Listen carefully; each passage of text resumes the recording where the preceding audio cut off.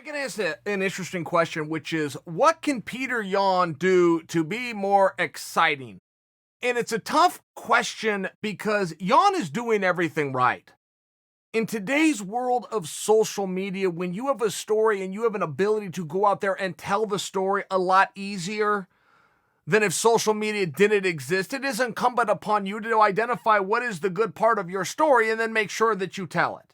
And perhaps you could give Yan a little bit of a knock on that he's not doing a great job of telling the story. When I do look at this, Yan is getting ready to fight for a world championship, but he's not even a main event. And you go, well, it's a loaded card. Okay, great. I don't disagree with you.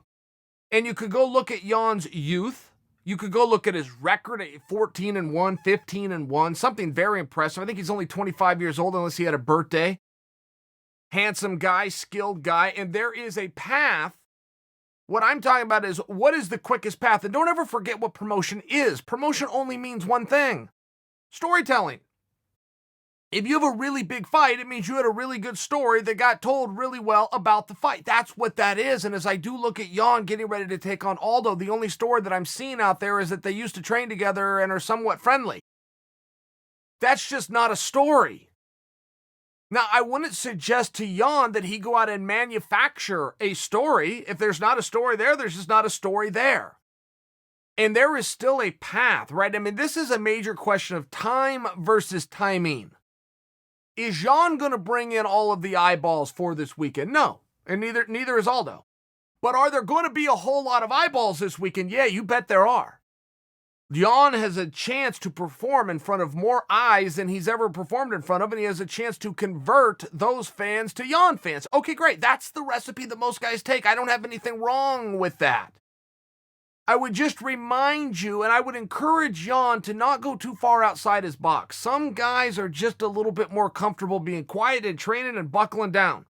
And those guys can get to the same point.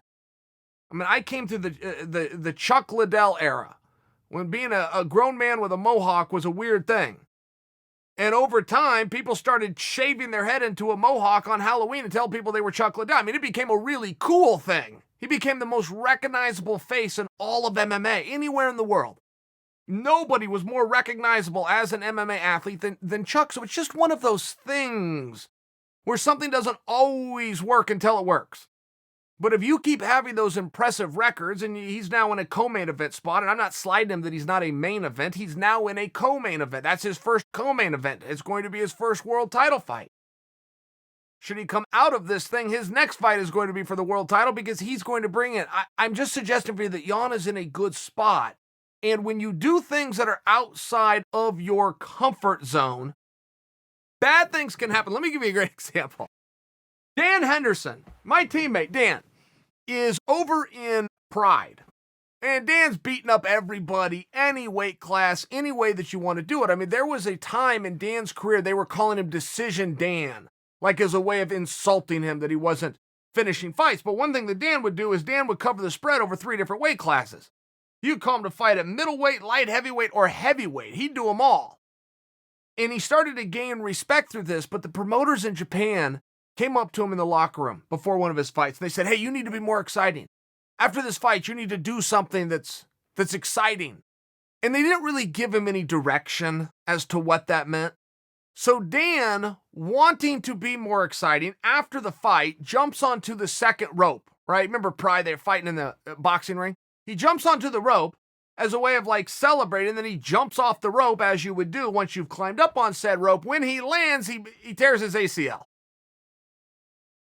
He'd made 2 Olympic teams. He'd fought for world championships. He'd been a champion himself. He'd gone through tournaments, 3 men in 1 night. I mean, all the crazy things that you could ever do with your time in this game we call life, and he never got injured. He jumps down off of a rope in celebration because somebody told him he needed to celebrate more, tears his ACL. There's a lesson in that somewhere. What exactly is the message? I don't know. Is there for sure a message to be who you are and take your own path? Yes.